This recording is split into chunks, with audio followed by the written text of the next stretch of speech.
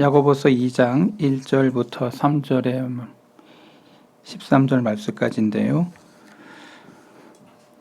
제가 읽어드리겠습니다. 내 형제들아, 영광의 주 곧 우리 주 예수 그리스도에 대한 믿음을 너희가 가졌으니 사람을 차별하여 대하지 말라. 만일 너희 회당에 금가락지를 끼고 아름다운 옷을 입은 사람이 들어오고 또 남루한 옷을 입은 가난한 사람이 들어올 때 너희가 아름다운 옷을 입은 자를 눈여겨보고 말하되 여기 좋은 자리에 앉으소서 하고 또 가난한 자에게 말하되 너는 거기 서 있든지 내 발등상 위에 앉으라 하면 너희끼리 서로 차별하며 악한 생각으로 판단하는 자가 되는 것이 아니냐.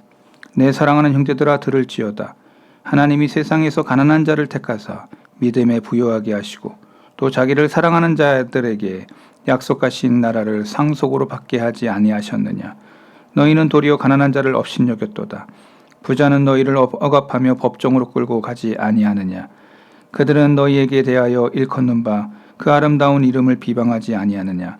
너희가 만일 성경에 기록된 대로 내 이웃 사랑하기를 네 몸과 같이 하라 하신 최고의 법을 지키면 잘하였거니와 만일 너희가 사람을 차별하여 대하면 죄를 짓는 것이니 율법이 너희를 법법자로 정죄하리라. 누구든지 온 율법을 지키다가 그 하나를 범하면 모두 범한 자가 되나니 간음하지 말라 하시니가 또한 살인하지 말라 하셨은즉 네가 비록 간음하지 아니하였어도 살인하면 율법을 범한 자가 되느니라. 우리 12절 13절 같이 읽겠습니다. 너희는 자유의 율법대로 심판받을 것처럼 말도 하고 행하기도 하라. 긍휼을 행하지 아니하는 자에게는 긍휼 없는 심판이 있으리라. 긍휼은 심판을 이기고 자랑하느니라. 아멘.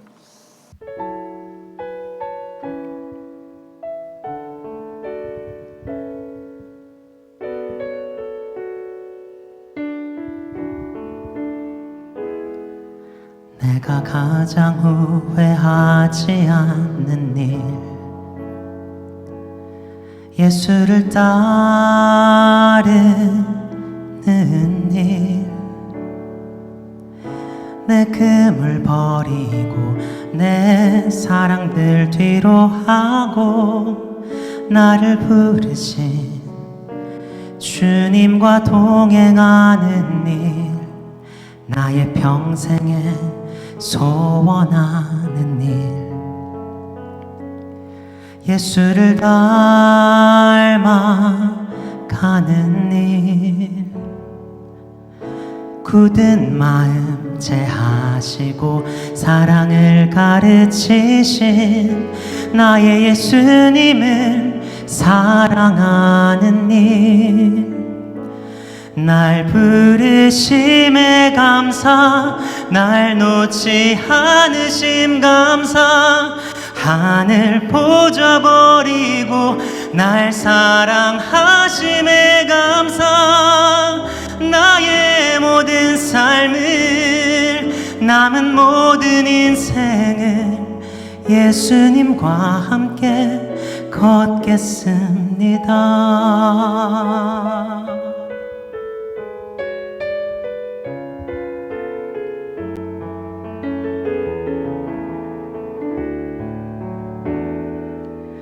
나의 평생에 소원하는 일, 예수를 닮아가는 일,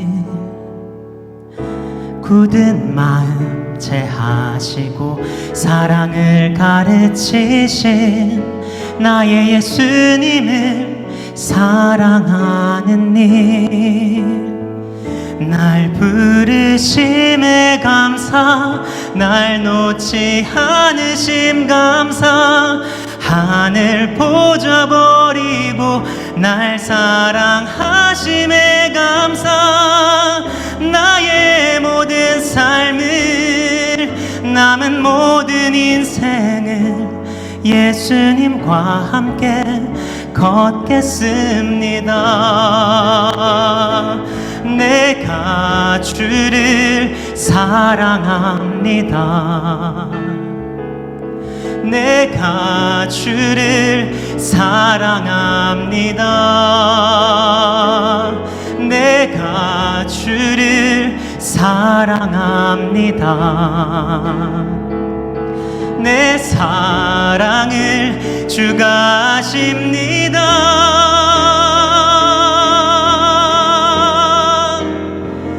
날 부르심에 감사, 날 놓지 않으심 감사, 하늘 보좌 버리고 날 사랑하심에 감사.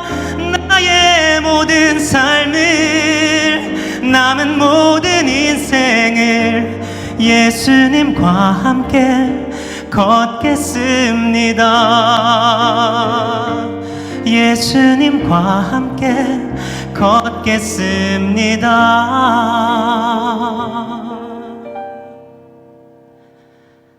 예수님과 함께 걷겠습니다.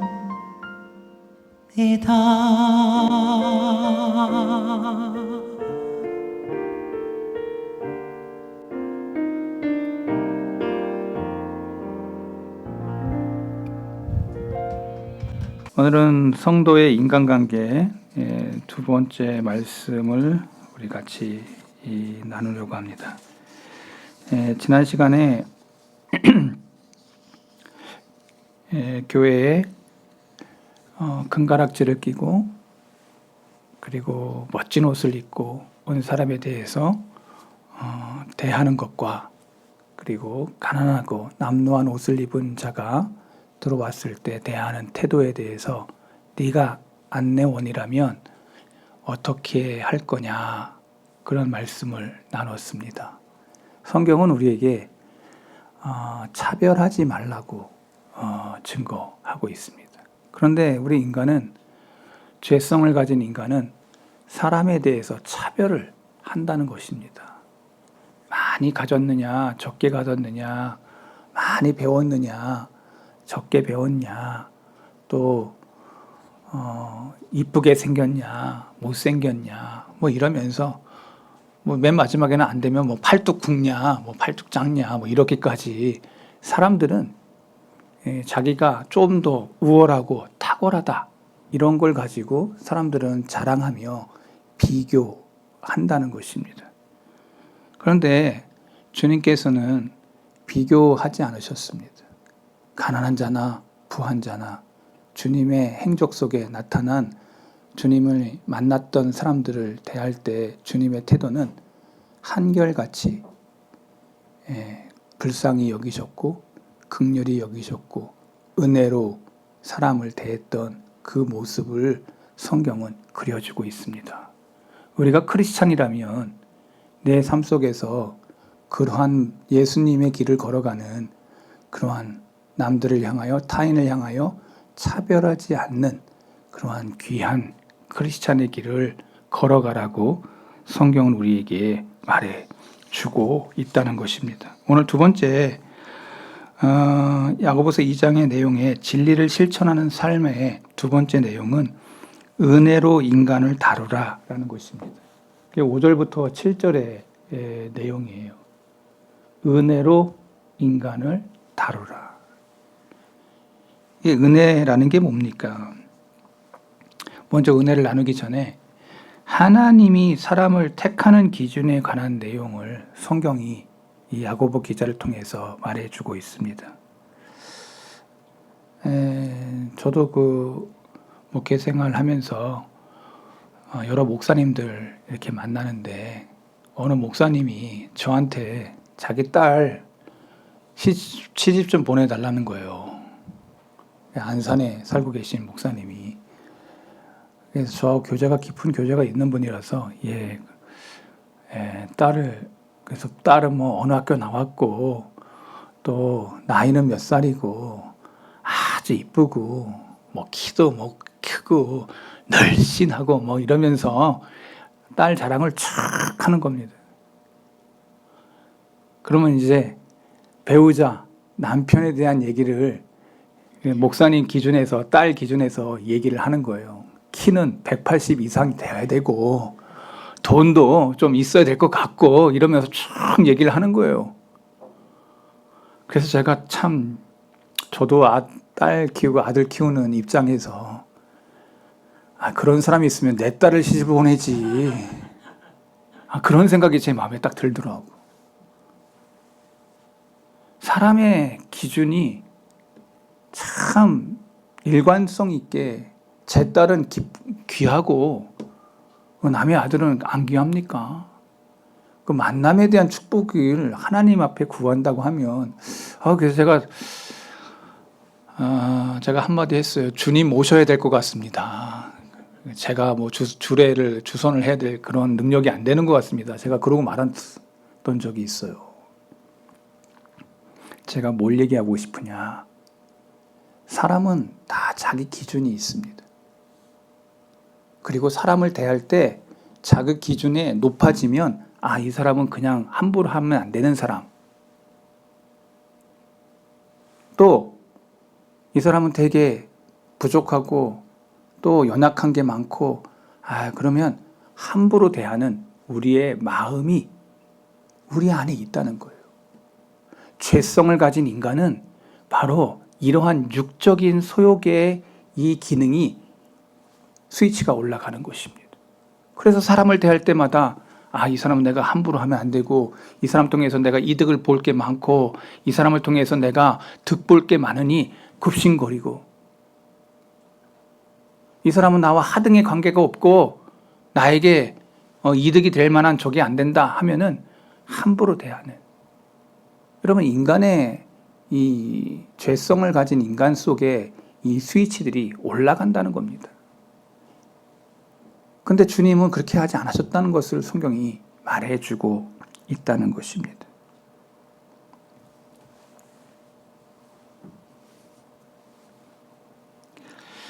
성경은 우리를 어디로 인도하는가? 야고보서 2장 5절에 하나님께서 택하시는 사람의 기준을 이야기하고 있습니다. 한번 보겠습니다. 야고보서 2장 5절. 내 사랑하는 형제들아 들을지어다. 하나님이 세상에서 가난한 자를 택하사. 여러분 여기 눈이 확 돌아가는 게 있어요. 하나님이 가난한 자를 택했대. 부한 자를 택했다라는 게 아니고 가난한 자를 택하사 믿음에 부여하게 하시고 그 가난한 자에게 믿음을 더하시고 또 자기를 사랑하는 자들에게 약속하신 나라를 상속하셨다. 이 사랑하는 자들이 가난한 자들이고 그리고 그들에게 하나님의 나라를 상속했다. 팔복에도 마음이 가난한 자는 복이 있나니 천국이 저희 것입니다. 여러분 성경에서 얘기하고 있는 이 가난함이라는 것이 하나님께서 택하신 자들을 바라보는 하나님의 관점이라는 거예요. 사람들은 기준을 가지고 조건을 가지고 사람들을 대하지만 하나님의 관점은 인간의 관점과 완전히 다른 시각을 성경은 이야기하고 있다는 것입니다. 어떤 조건을 따지지 않습니다. 저와 여러분들이 하나님 앞에서 택함을 받았을 때 개혁주의에서 얘기하는 unconditional election, 무조건적인 선택, 하나님의 무조건적인 은혜로 저와 여러분들이 선택을 받은 거예요. unconditional election. 내가 어떤 조건이 있어가지고 하나님이 나를 어여삐어가지고 공부도 잘하고 이쁘니까 너 yes. 내가 정치 얘기는 안 하려고 하는 사람이지만 선관위에 사람 뽑을 때 딸이 이쁘다고 뽑았다는 거예요. 이유가 나는 그 신문 보면서 몇 번을 던졌습니다. 아니 딸 안 이쁜 사람 어디 있어? 그 공무원 시험을 치려고 죽으라고 공부해가지고 하는데 자기 딸은 그냥 특채로 성적도 어떻게 되는지도 모르고 그냥 뽑는다고 하면 그러한 선관위는 없어져야 됩니다. 이상하지 않습니까? 근데 다시 본문 돌아가서 괜히 세상 것까지 열낼 필요가 없고, 사람들은 조건을 따지고 어떠한 그런 것을 향해서 얼마나 그 악한 그러한 것들이 작동되는지를 성경이 얘기해 주고 있다는 거예요. 그런데 하나님은 우리를 선택하실 때 어떤 조건이 없어요. 무조건적인 선택이에요. 이거를 한마디로 얘기하면 은혜라고 얘기하는 것이. 그냥 거저 하나님이 주신 은혜로 내가 가난한 자, 하나님의 선택함을 받았어. 여러분, 이게 은혜예요. 여러분, 한 사람 한 사람이 지금 예수님을 나의 주, 나의 님으로 주님의 백성이 되었다고 하는 이 한 사람 한 사람이 하나님이 주신 은혜를 체험한 사람인 줄로 믿습니다. 여러분, 어떤 조건을 가지고 여러분들에게 부르셨다고 하면, 하나님이 세상의 조건을 가지고 여러분을 불렀다 하면 여기 하나님께 부를 받을 사람이 있을까요? 저를 포함해서. 우리에게 어떤 자격이 있어서 선택한 것이 아니라 하나님이 우리를 사랑하셔서 그 애정으로 선택하신 것입니다. 그래서 은혜로 인간을 다루시는 하나님의 역사를 성경이 기록하고 있습니다. 하나님이 우리를 대하신 것처럼 우리도 다른 사람을 그렇게 대해야 되는데, 예수님 믿는다고 하는 우리가 사람들을 차별하더라는 거예요. 그리스도를 따른다고 하는 제자들이 사람들을 대할 때 차별하더라는 것이에요. 그것은 진정한 주님의 제자가 아닙니다. 하나님이 나를 대할 때 은혜로 대하셨듯, 나도 사람들을 대할 때, 부하든 가난한 자든 연약한 자든 부족한 자든 대할 때 주님이 대하셨던 모습대로 우리도 그렇게 행한다면 이 땅 안에서 진짜 하나님의 거룩한 백성인 줄로 믿습니다. 그 사람이 진짜 하나님의 사람인 거죠. 한 번을 살아도 하나님 앞에 의미 있게 살겠다고 하는 사람들이 크리스찬이라는 거예요. 그러면 하나님은 우리를 어떻게 대하셨냐? 오늘 주님은 여러분들에게 어떻게 대접하셨는지를 말하고 있습니다. 우리의 생활을 살펴보면 저와 여러분들의 인생 속에 실패와 오류의 연속의 삶을 살아갑니다. 실패 없는 삶이 어디 있어요? 여러분 인생 속에서 실패가 없는 삶이 어디 있습니까? 열심히 노력했는데도 안 되는 그런 실패, 여러분 경험한 적 있지 않습니까? 열심히 공부했는데 낙방하고 뭐 이런 거 뭐 경험 안 했습니까? 여기는 다 붙고 다 그냥 합격하고 다 그런 거예요? 저도 대학원 시험 볼 때 한 번 떨어졌습니다. 죽으라고 공부해봤는데 떨어진 적이 있어요. 총신대학교 신학대학원 갈 때 제가 죽으라고 공부했는데 떨어졌어요. 1차에. 나름 머리가 있다고 나는 생각했던 사람들, 스스로 교만해가지고 그렇게 나도 머리가 있는 사람이야 이렇게 생각했던 사람인데 떨어지고 나서 야, 이거 대단한데, 그때 그 당시 총신대학교 신학대학원 가려면 7대1, 8대1, 9대1 했습니다. 뭐 지금은 어떤지 모르겠습니다만 죽으라고 공부해서. 그 다음에 1년 또 죽으라고 한번 공부하고 들어갔습니다.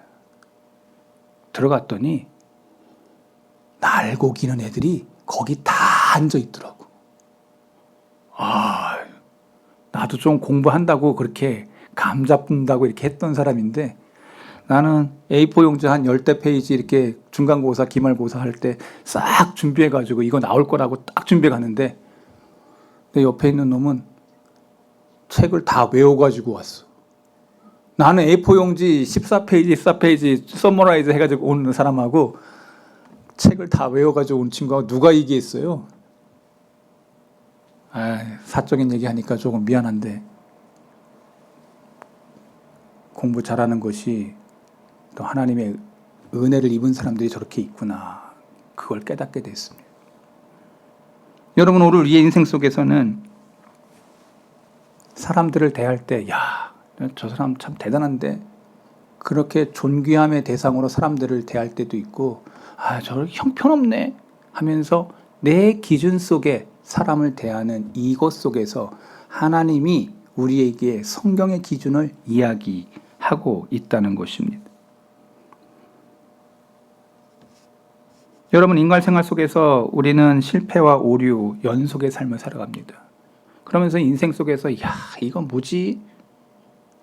한 겁이 한 겁이 넘어가면서 우리의 시각이 점점 세상 사람들의 시각으로 바뀌는 우리 크리스찬들의 모습을 보게 됩니다. 어거스틴도 그의 책 중에 이런 내용이 나와요. 세상을 바라보면서 이상하다. 내가 하나님이라면 이 지구를 벌써 몇 번이고 박살냈을 텐데 하나님은 인자와 긍휼로 이 땅을 없이 하지 않으신다. 저는 그 말을 잘 이해를 못했어요. 그런데 그게 이해가 돼.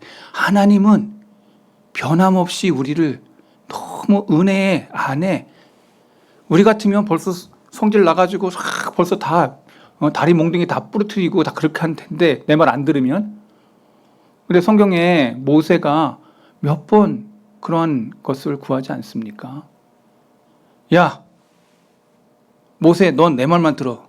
이놈들을 내가 다 죽일 거야. 그때 내 이름 빼줘도 좋으니 이 백성 살려달라고 하며 구속의 기도를 하고 있는 모세의 기도 속에 하나님 앞에서 그 하나님이 그래, 모세의 말을 듣지 않습니까? 여러분, 오늘 성경은 우리에게 하나님이 참고 기다리시는 은혜의 하나님을 우리에게 이야기하고 있습니다. 우리도 사람을 대할 때 나를 막 힘들게 하고 고통스럽게 하고 눈물 나게 하고 저 생각만 하면 막 열받네 막 이렇게 하는 사람들에 대해서 이게 아니고 하나님이 참으신 것처럼 나도 참고 사람을 대하는 태도가 필요하다는 것입니다. 하나님은 우리를 향해 오래 참으십니다. 죄질 때마다 쳤다면 벌써 여러분, 저는 여기 이 강단에 못 올라왔을 거예요. 벌써 죽어도 옛날에 죽지 않았겠습니까?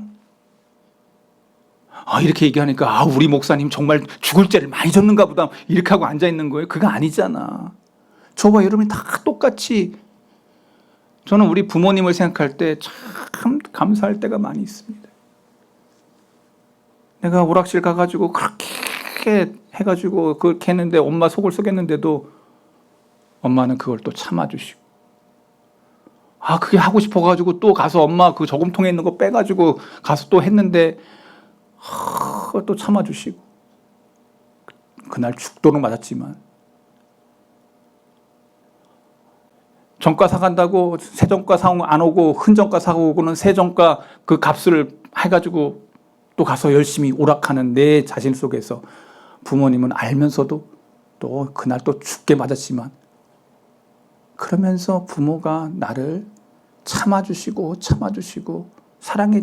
사랑해주시며 나를 키웠던 부모님을 생각하면 내가 부모님 정말 잘했어야 되겠는데 살아생전에 효도하시기 바랍니다. 때늦은 후에 아무 소용없습니다.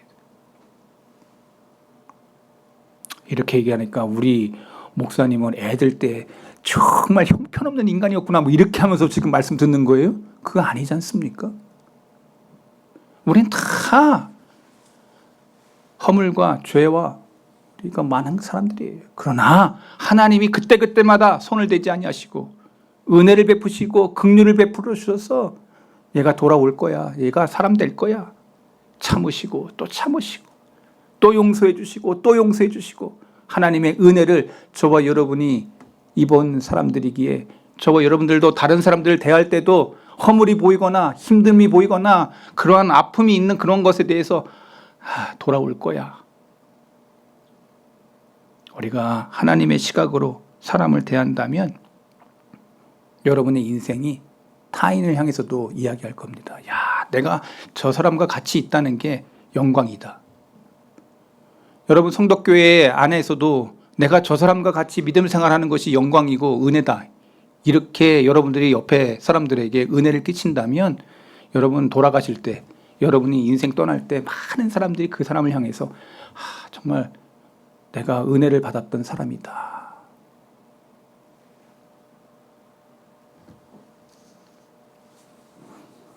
그렇다면 우리가 다른 사람을 대할 때 어떻게 되냐? 고린도전서 1장을 보면 하나님이 인간을 선택하신 것에 대해서 교훈합니다. 고린도전서 1장 26절. 형제들아, 너희를 부르심을 보라. 너희를 부르심을 보라. 육체를 따라 지혜로운 자가 많지 아니하며 능한 자가 많지 아니하며 문벌 좋은 자가 많지 아니하도다. 그러나 하나님께서 세상에 미련한 것들을 택하사 지혜 있는 자들을 부끄럽게 하려 하시고 세상에 약한 것들을 택하사 강한 것들을 부끄럽게 하려 하시며, 하나님께서 세상에 천한 것들과 멸시받는 것들과 없는 것들을 택하사 있는 것들을 폐하려 하시나니. 저는 이 말씀을 읽을 때마다 이렇구나. 하나님의 시각이 하나만 연결된 게 아니에요. 가난한 자에 대한 그것을 얘기할 때 사도 바울은 이것을 쭉 풀어서 설명을 해줬어요.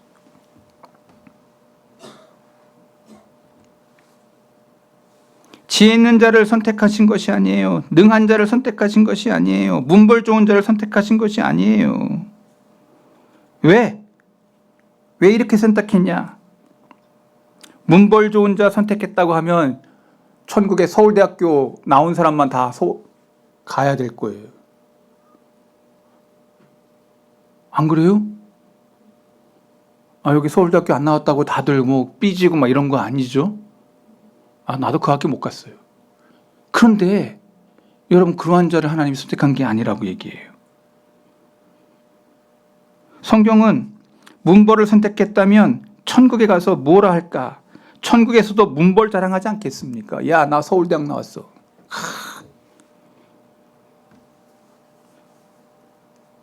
난 문벌이 좋아서 여기에 와 있다. 그러나 천국은 아무도 자랑할 수 없는 곳이라고 말하고 있습니다. 조건 없이 은혜로 선택받은 사람이 하나님 앞에서 영원한 감격과 기쁨이 있는, 그것이 하나님의 나라의 본질이라고 성경은 말하고 있습니다. 사실 주님의 복음을 처음 접했던 사람들을 보면 모두 가난한 사람들이었습니다. 여러분, 예수님 태어날 때 가장 가난한 자들, 가난한 목자들이 주님을 처음 봬요. 그 다음에 동방박사들이 오지 않습니까? 주님 말씀하셨습니다. 누가복음 4장 18절. 주의 성령이 내게 임하셨으니 이는 가난한 자에게 복음을 전하게 하려 하시고 내게 기름을 부으시고 나를 보내사 포로된 자에게 자유를, 눈먼 자에게 다시 보게 함을 전파하여 놀린 자를 자유롭게 하고. 여러분, 여기 가난한 자에게 복음을 전하게 하시려고. 성경은 여러 곳에서 그 가난한 자에 대한 이야기를 하고 있다는 것입니다. 링컨 책을 읽다 보니까 링컨이 이런 얘기를 했습니다. 이 링컨이 이게 조크를 많이 했대요. 위트가 있는 사람이에요. 저도 위트 이렇게 잘하는 사람 좋아해요. 아재 개그 이렇게 좋아하는 사람들 내가 좋아해. 내가 웃기지도 않은데 자꾸 웃기려고 하고. 근데 링컨이 책을 읽어보니까 링컨이 이렇게 얘기했대요. 평범한 사람들이 많은 것을 깨닫고 하나님이 평범한 사람들을 많이 만들어 놓은 것을 보니 하나님은 평범한 사람을 사랑하시는가 보다. 여러분, 옆에 주위를 다 둘러보세요. 다 평범한 사람들이에요. 하나님이 이 평범한 사람들을 사랑하시는가 보다. 그렇게 조크를 했다는 거예요. 하나님이 인간을 선택하신 방법은 대단히 아름다운 교훈을 줍니다. 하나님이 쓰시는 사람들은 모두 평범한 사람들이었습니다. 성경을 보면은 베드로, 야고보, 요한, 빌립 보세요. 그들이 문벌이 좋은 사람들이 아니에요. 다 가난한 사람들이었습니다. 다 부족한 사람들이었습니다. 지혜 있는 사람도 하나님이 선택하세요. 또 문벌 좋은 사람도 선택하세요. 사도 바울과 같이 최고의 명문의 가정에 태어나가지고 최고의 학부인 가말리엘을 나온 그러한 사람도 쓰시고, 최고로 가난하고 부족하고 연약한 사람들도 하나님이 불러서 쓰신다고 성경은 말하고 있습니다. 하나님은 지혜 있는 사람을 선택하고 문벌인 사람도 선택하시는데 그러한 사람을 버린다는 이야기가 아니에요. 하나님께서는 평범한 가운데 위대한 역사를 많이 행하시는 것을 이야기해요. 이것은 주님 안에서 이러한 차별이 없다는 것을 말하는 것입니다. 그러니 너도 하나님이 만든 사람들에 대하여 차별하지 말라고 말하고 있습니다. 나도 너희를 차별하지 않는데 왜 너희는 서로 간에 차별을 하느냐고 말하고 있는 것입니다. 우리 성도교회 안에서는 차별하면 안 됩니다. 저는 분명히 여러분들에게 말씀드립니다. 차별하는 것은 하나님의 방식이 아닙니다. 하나님의 시각이 아닙니다. 이 안에서 어떤 것을 높고 낮음의 것을 이야기한다면 딴 데 가 보시기 바랍니다. 우리 교회 안에서는 그런 일이 있어서는 안 됩니다. 주님 안에 이런 차별이 없다는 것이죠.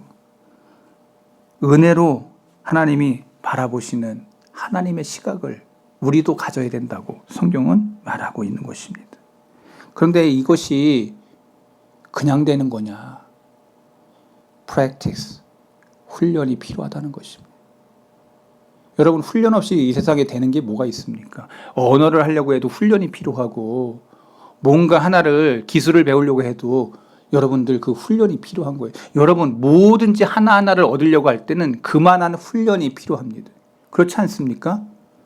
제가 탁구를 되게 좋아하거든요. 근데 못 쳐. 뭐해? 훈련해야 돼, 훈련. 지금도 이거 하면 너무 신날 때가 있어요. 나도 뭔가를 할 수 있다고 하는 그런 게 느껴진다니까? 한 분의 빙긋 웃으면서 비웃는 것 같아가지고 내가 지금 뭐 하긴 하지만 못하지만 훈련하는 거예요. 훈련하는 거. 훈련이 필요합니다. 여러분의 하루 아침에 시각이 바뀌는 게 아니에요. 내 시각을 하나님의 시각으로 바꾸려 할 때 내가 이러면 안 되지. 하나님의 시각은 누구를 대하든지 하나님의 시각으로 바라보는 이것을 장착하려고 할 때 내 안에 부단한 일들이 벌어지는 것입니다. 사도행전 10장에 보면 베드로가 그가 싫어하는 이방인에게 가라고 말씀하십니다. 보따리가 내려오고 먹으라는데 안 먹어요. 나는 한 번도 이걸 먹어본 적이 없습니다. 근데 그게 누구예요? 그 환상이 뭘 얘기하는 거예요? 고넬료, 백부장 고넬료에게 보내라는 그 사인이 오고 있는 것입니다. 거기서 유대인과 이방인 사이에 차별의 벽을 무너뜨리는 사건이 베드로를 통해서 펼쳐집니다. 이것은 무엇입니까? 교회 안에서 차별이 있어서는 안 된다고 하는 이방인과 유대인이 하나라는 사실을 베드로를 통해서 예루살렘 교회에 공포하게 하신다는 것입니다. 옛날부터 끈질긴 인간의 편견은 역사 속에 뿌리 깊이 내려와 있습니다. 유대인은 사마리아인을, 애굽 사람들은 유대인을 편견으로 대했습니다. 유대인과 사마리아 사람들은 적대적입니다. 지금도 팔레스타인 속에 저도 가봤는데 거기서 한 석 달 동안 있어봤는데 느낀 감정이 뭐냐. 제가 지금도 기억하는 게 있어요. 유대인들은 노란 그 차 번호판을 가지고 있습니다. 팔레스타인 사람들은 파란 번호판을 가지고 있습니다. 그 색깔만 보면은 저기 유대인인지 저기 팔레스타인 사람인지 알아요. 근데 제가 그때 돈이 없어가지고 이렇게 히치하이크를 했거든요. 태워주면 감사하겠습니다. 이렇게 손 들잖아요. 그러면 차가 서.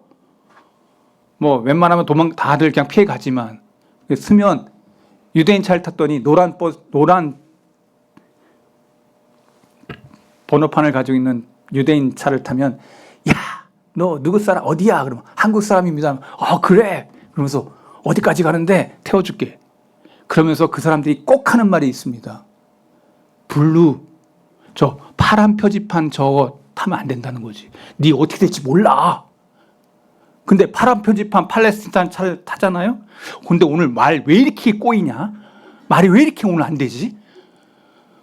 타잖아요. 절대 옐로우, 노란 표지판 타지 말라는 거예요. 나쁜 놈들이라고.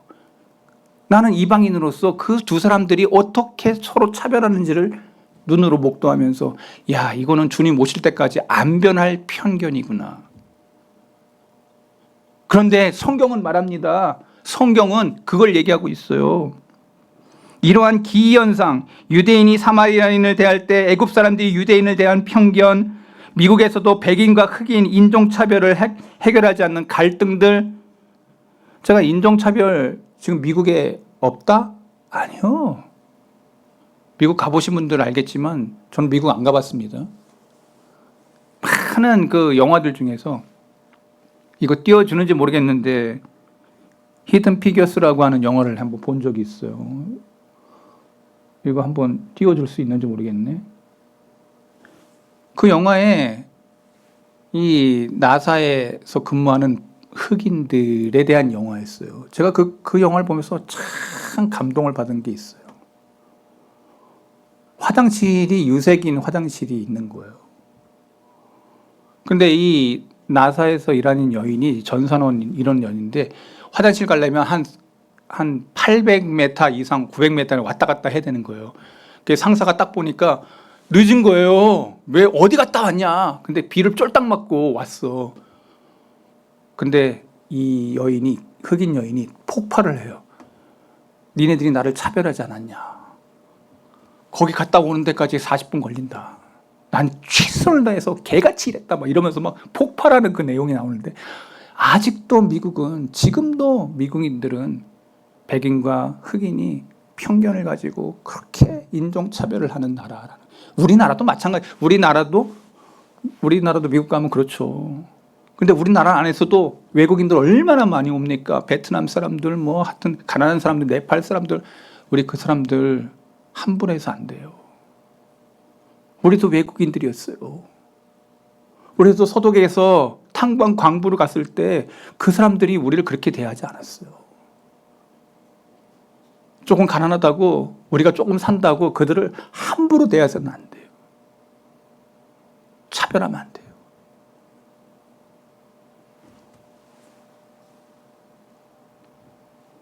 성경은 우리에게 이러한 부자나 가난한 자, 지식인과 비지식인, 권력자나 피권력자 사이에 항상 대두되고 있는 이 문제가 성경은 이렇게 얘기합니다. 갈라디아서 3장 28절 얘기해요. 너무 중요하기 때문에 같이 읽어봐요. 너희는 유대인이나 헬라인이나 종이나 자유인이나 남자나 여자나 다 그리스도 예수 안에서 뭐라고? Just one. 하나래. 남자 여자. 우리나라 조선의 맨 마지막 시절에 우리나라도 남존여비 사상이 얼마나 심했습니까? 영화 그 드라마 중에서 그래서 우리나라 또 보고마 중에서 그 일란성 쌍둥이인데 최수종이 나오고 그 누구 여자 나와가지고 그 나오는 거 있잖아요. 옛날에 그 드라마였어요. 이름도 까먹었네. 근데 배 아파서 같이 낳는데 딸 낳았다고 하고 그냥 걔는 막 저거 하고 아들은 막 위해주고 남존여비 아주 극한 거를 보여준 그 시대. 오늘 우리도 그런 시대에 저도 그렇게 살았어요. 우리 할머니도 106세 사셨던 그 할머니도 우리 아버지가 워낙 씨가 없어가지고 5대 독자인데 우리 형님도 딸 둘 낳고 저도 딸 낳고 내 동생도 최철규 집사도 딸 낳고 그러니까 5대 독자 중에 아들 셋 중에서 다 아들이 하나도 없는 거야. 우리 할머니 낳을 때마다 이 뭐냐고 우리 할머니가 막 집에 갔더니 막 화를 내시더라고. 그리고 나서 우리 집에 우리 집사람이 최종원이를 낳지 않습니까? 6대째 아들을 본 거예요. 할머니 뛰어나오고 우리 아버지 제천에 내가 제천에 있는데 제천까지 온신다는 거예요. 우리 정원이 낳았을 때는 그 서울에 계셨는데도 수고했다 그러니까 끊으시더라고. 제천까지 날라오셨어요. 전화하자마자. 아들 낳자마자. 우리 아버지가 얼마나 막 애를 신경 쓰시는지 한 달마다 이렇게 뭐 전화도 오시고 전화가 안 되면 뭐 이렇게 날라오고 먹을 거 날라오고 막 이랬는데 우리 큰형수가 우리 형을 그렇게 들볶더라고. 그래가지고 애를 낳았어. 아들을 낳았어요. 우리 아버지, 어머니 또 할머니의 마음이 다 그쪽으로 가더라고. 장손으로 탁 가. 그래서 내가 아버지한테 그랬어요. 아버지 이렇게 하면 안 되잖아요. 그랬더니 아버지가 조용히, 이거는 남들 들으면 안 돼. 귀에다 대고 너도 내 입장 대봐.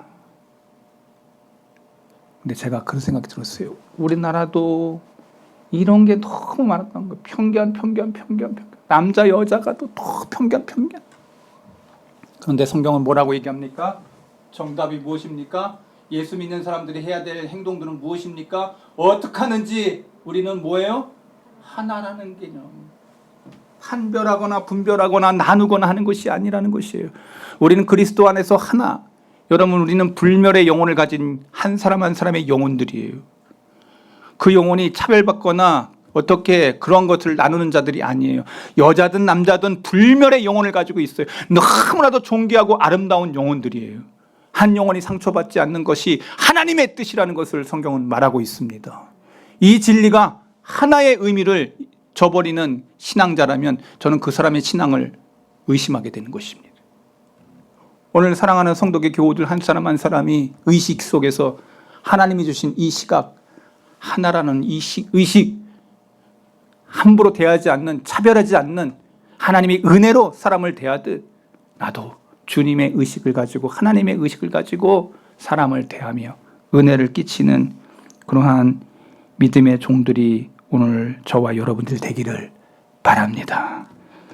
하나님 아버지 말씀 전했습니다. 복음 안에서 하나가 되어야 되고, 불평등과 마치 많은 것들을 나누는 편견들의 그 의식세계를, 죄성을 가진 이 의식세계를 내어버리고 하나님이 우리를 은혜로 대하셨듯 우리도 모든 사람들을 대할 때 편견 없이 차별하지 아니하고 선대하며 경히 여기며 존귀 여기며 한 사람 한 사람을 주님을 보듯 그렇게 섬기는 아름다운 종들이 우리 성덕의 모든 종들이 되도록 주여 함께해 주옵소서. 생명 되신 예수 그리스도의 이름으로 기도하옵나이다. 아멘.